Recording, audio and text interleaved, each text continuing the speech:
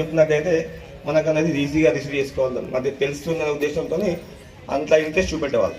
కాబట్టి ప్రతి గ్రామంలో కూడా అటువంటి నేరాలు ఏ విధంగా జరుగుతున్నాయి, ఆ నేరాలు జరిగినప్పుడు దానివల్ల వచ్చే ఫలితాలు ఏంటి, దాని వల్ల మనము ఆ రుత్వకు వెళ్లకుండా మనం తీసుకోవాల్సిన జాగ్రత్తలు ఏంటనేది మనము ఒక కథ రూపంలో కానీ పాట రూపంలో కానీ ప్రజలకు చేరవేసినట్లయితే వాళ్ళు కూడా ప్రజలకు అటువంటి నేరాలు జరగకుండా వాళ్ళు జాగ్రత్త వహిస్తారు.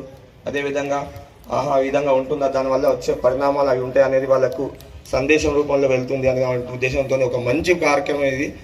ఏదంటే మీరు ఒకటి పోలీస్ డిపార్ట్మెంట్ అనగానే ఓన్లీ పోలీస్ స్టేషన్ కేసులు పోతే పోలీస్ స్టేషన్ పోవాలి, దానివల్ల పరిష్కరించుకోవాలి, ఇంటే కేసులు అన్న విధంగా కోర్టుకోవాలనే కాన్సెప్ట్తోనే ఉంటారు.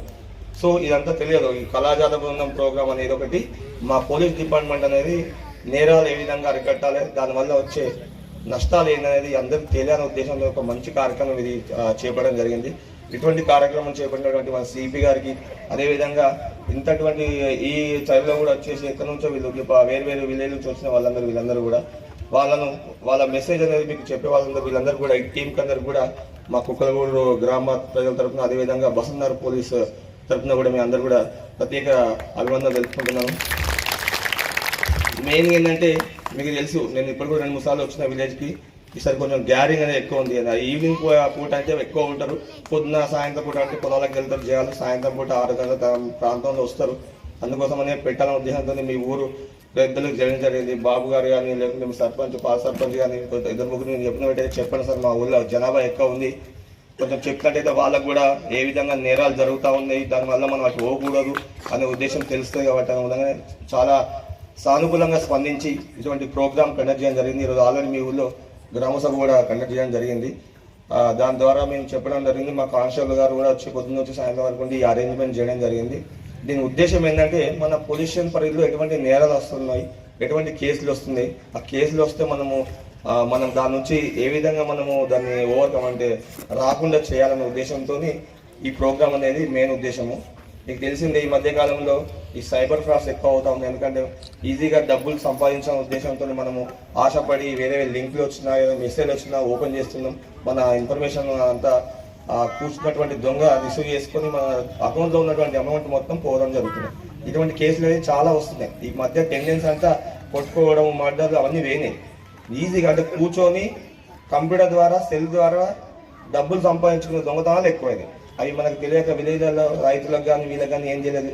ఈ గవర్నమెంట్ పెట్టే స్కీమ్స్, రైతు బంధు కానీ ఈ మధ్య పెట్టే స్కీమ్స్ వాళ్ళు నిజమే కావచ్చు అనుకొని వాళ్ళు ఎప్పుడైతే ఇన్ఫర్మేషన్ అడగానే మనం టకటక సమాధానం చెప్పి ఓటీపీ చెప్పడం వల్ల మన అకౌంట్ ఇన్ఫర్మేషన్ వాడు కార్డ్ చేసుకొని మన అకౌంట్లో ఉన్నటువంటి అమౌంట్ వాటిగా ఏంది వివిధ గేమ్స్ ఆడడం వల్ల కానీ పిల్లలకు ఈ మధ్య ఆన్లైన్ గేమ్స్ మనకి ఎప్పుడైతే కరోనా వచ్చిందో పిల్లలకు మొబైల్ వాడకం ఎక్కువైంది. కాబట్టి దాని ద్వారా తల్లిదండ్రులు కూడా పిల్లలు చదువుకుంటున్న ఉద్దేశంతో మీరు ఫోన్స్ అప్పీల్ వల్ల తెలియకుండానే ఆ అమౌంట్ పోయే సందర్భాలు నేను వచ్చినప్పటి నుంచి వచ్చే దగ్గర సంవత్సరాల కాలం అయితే అబ్జర్వేషన్ ఏంటంటే పిల్లల విషయంలో మీరు స్కూల్కు చదువుతున్నాడా, వాడు ఏంది, మన స్టేటస్ ఏంది, అసలుకి కాలేజ్కి వెళ్తున్నాడు. ఇప్పుడు నిన్న రీసెంట్గా సబితం విలేజ్, మీకు తెలిసింది, అక్కడ సబితం విలేజ్ నుంచి ఒక కేసు వచ్చిండే.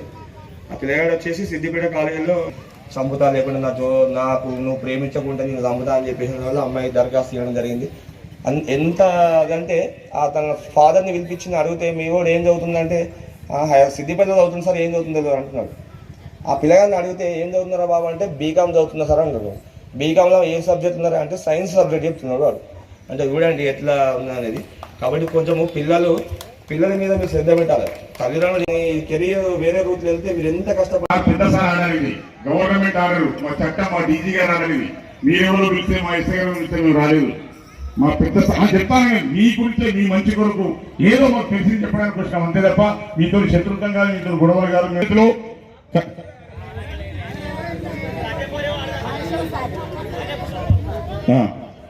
అదే పద్ధతిలో మీకు అందరికి ఇంకొక విషయం చెప్పాలి. మేమందరూ కూడా బయట బాధలు కొట్టుకొని కథలు చెప్పుకొని పైసలు తీసుకుంటాం కాదు, మేమందరం కూడా పోలీసులని.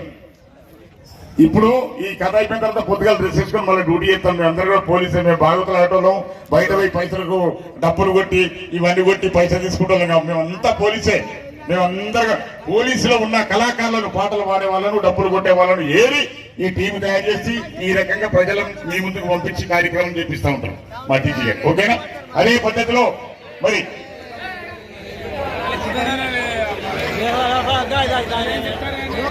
ఓకే ఓకే వదిలే ఈ ఉంటానే ఉంటారు కానీ ఓకే వదిలే మరి మన తల్లి కష్టాన్ని ఒకసారి మనం పాట ద్వారా విందాం దయచేసి అందరూ కూడా కొంచెం వదిలేండి వదిలిపెట్టండి ఆ తల్లి ఎట్లా కష్టపడుతుంది ఎప్పుడైతే అన్నలారా తమ్ముళ్ళారా అయ్యలారా తల్లులారా ఒక్కసారి మీరు అందరూ కూడా వింటే వినండి మీరు ఎటు చూడకండి ఎప్పుడైతే మనం కన్న తల్లి గర్భంలో మొలకై మొలుస్తామో ఆ రోజు నుంచి కన్న తల్లికి అరకష్టాలు మొదలైతాయి చిందామంటే తిండి తినబుద్ది తల్లికి తాగుదామంటే నీళ్లు తాగబుద్ది కాదు ఒక దగ్గర కూర్చోబుద్ది కాదు ఒకరితో మాట్లాడబుద్ది కాదు ఒక ఊరికి పోబుద్ది కాదు ఒక పల్లెకి పోబుద్ది కాదు మరి ఎంత కష్టాలు పడతా ఉంటుంది ఒక రోజు 2 రోజులు 3 రోజులు కాదు చెప్పి ఒకటే కంకణం కట్టుకొని ఆ కన్న తల్లి ప్రాణాన్ని చివరితో నా ప్రాణం పైన వచ్చే నా బిడ్డకు నేను జన్మనీయని చెప్పి ఒకే ఒక్క ఆశతో మరి మనం జన్మనిస్తుంది కన్న తల్లి ఒక్కసారి గట్టిగా చెప్పనుకుంటుంది పాడదాం కన్నెదిరా తల్లి నవమాసాలు కందిపోకుండా పాదాలకు ఎలాంటి అవిటితనం రాకుండా కాపాడుకో దేవుడు ఆరుముక్తా ఉంటది కన్నతల్లి అంటే అంత గొప్పది ఒక్కసారి గట్టిగా చెప్పనుకుంటారు తల్లికి కన్నదిరా తల్లి